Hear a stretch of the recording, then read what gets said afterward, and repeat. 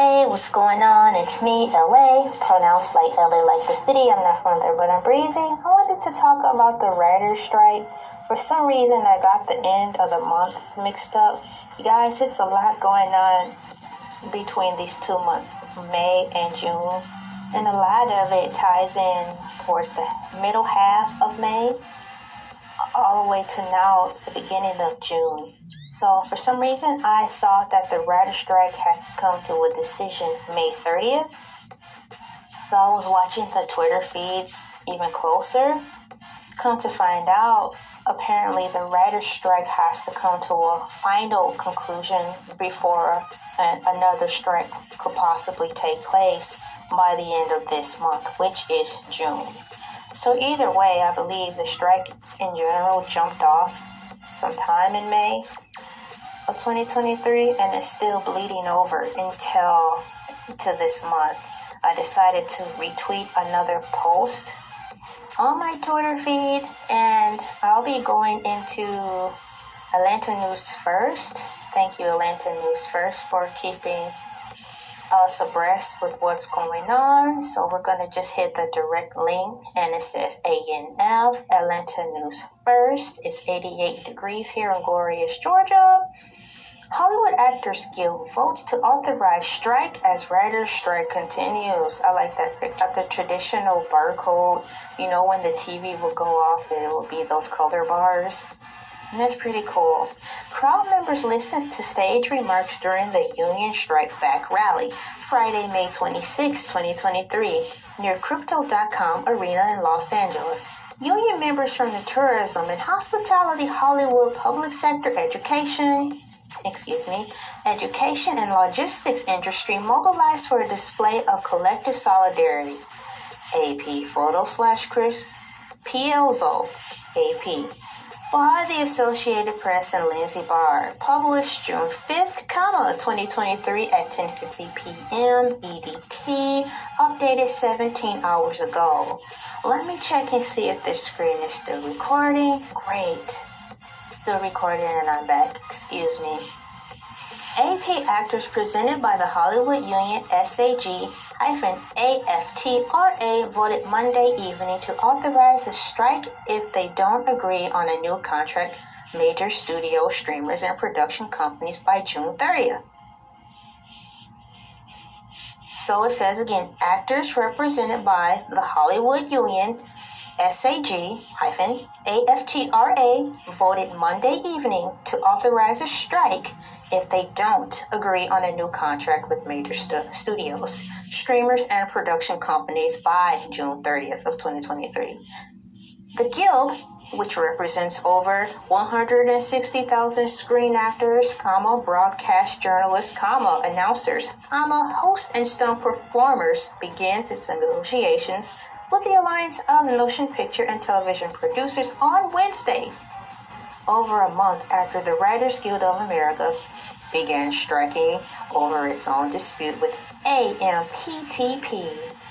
If the Actors Union ultimately moves forward with the strike, it would be limited to television and film productions. News and broadcasts would not be directly affected. Once again, if the Actors Union ultimately moves forward with the strike, it will be limited to television and film productions. News and broadcast work would not be directly affected. So for what I'm gathering is if the strike proceeds beyond the 30th date of June, and the strike continues on to Chapter 2 or Phase 2, the only thing that will be guaranteed bona fide that will be in the works as far as productivity would be limited television and film productions and news and broadcast work that would not directly be affected.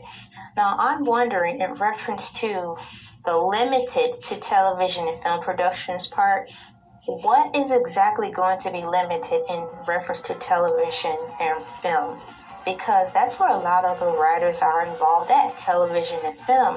So are they referencing under the guise of, quote, limited, at the behest of people seeing that a strike was coming on the horizon and they were proactive and worked ahead to, beat the striking curve? So are they talking about limited to the people who had a feeling another strike was coming and they worked ahead?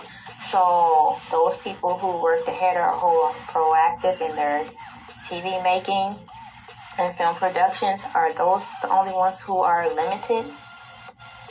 I'm wondering what they mean, because I'm quite sure they're not going to reframe work reruns unless they have permission to remake reruns, but that still requires writers. So I'm stuck on what this emphasis on limited television and film productions mean, because all that's left is honestly our reruns and people who made it by the skin of their teeth to get their work in before the strikes even started.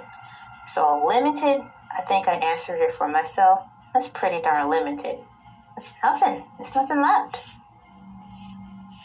Correct me if I'm wrong. Insert your opinion in the comments if you have any other opinions about this. I'm going to continue on with this article. It's a good article. It's self-explanatory in a way. At stake is increased base compensation, which actors say has been undercut by inflation and streaming ecosystem and the streaming ecosystem. At stake is increased base compensation, which actors say has been undercut by inflammation and the streaming ecosystem. The threat of unregulated use of artificial intelligence, benefit plans, and the burden of self-taped auditions, the cost of which used to be the responsibility of casting and production, the strike authorization vote, a tool at the bargaining table, comes at a pivotal moment for the industry as 11,500 writers enter the 6th week of striking, and the Directors Guild reviews a recently reached tentative agreement with studios on issues like wages, streaming residuals, and artificial intelligence. Should the actors strike, the industry already hobbled by the writer's strike will come to a near standstill. From production to promoting completed projects. I will read this final paragraph one more time for clarity and to make sure I do have the full understanding. So it says, the strike authorization vote, comma, a tool at the bargaining table, comma, comes at a pivotal moment for the industry as 11,500 writers enter their 6th week of striking, and the Directors Guild reviews a recently researched tentative agreement with studios on issues like wages, streaming residuals, and artificial intelligence. Should the actors strike, the industry already hobbled by this writer's strike would come to a near standstill, from production to promoting completed projects. The WGA, DGA, and SAG-AFTRA have shown solidarity with one another since the writers began walking the picket lines on May 2nd. Many in Hollywood worried about the very real possibility that all three guilds would strike at the same time, as both the directors and the actors' contracts were soon due to expire as well. Wow. Underneath this picture here, major Hollywood studios reach a tentative deal with the Directors Guild of America, ACAL, KCBS, Apple, and CNN. Okay.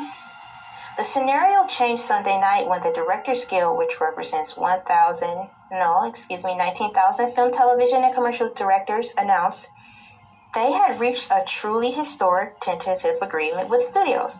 The term, which have not been discussed in detail to the press or the other guilds, will be presented to the TGA board on Tuesday for approval and then to the membership for ratification. Representatives for both the Writers Guild and the Actors Guild congratulated the Directors Group for reaching a tentative deal, though neither commented on the specific points of the DGA terms. The WGA also said that its bargaining positions remain the same. To read more about this article, just click the link provided down below because it goes on a little bit further, but I'm not going to read it all on the screen, but I encourage you to finish reading it, on your own. Once again, the link to The news article will be in the description, but I believe I've read enough to inform you on where they stand, how it started, and why it started in the first place. I want this to work out. I'm tired of writer strikes because it's interrupting Stranger Things. I told my husband and our son that by the time Stranger Things finally gets finished, the kids are going to be completely grown up in real life. They're already grown now, but I mean like grown. They're going to be in their 30s and be married and have kids. So they might as well just wait for them to have kids and have their kids finish the rest of Stranger Things. My name is Elay, pronounced like Ellie, like the city. I'm not from there, but I'm breezy. Along, sharing, commenting, and subscribing. And I'm wishing all the best because people have to work. And I want to watch TV. Bye.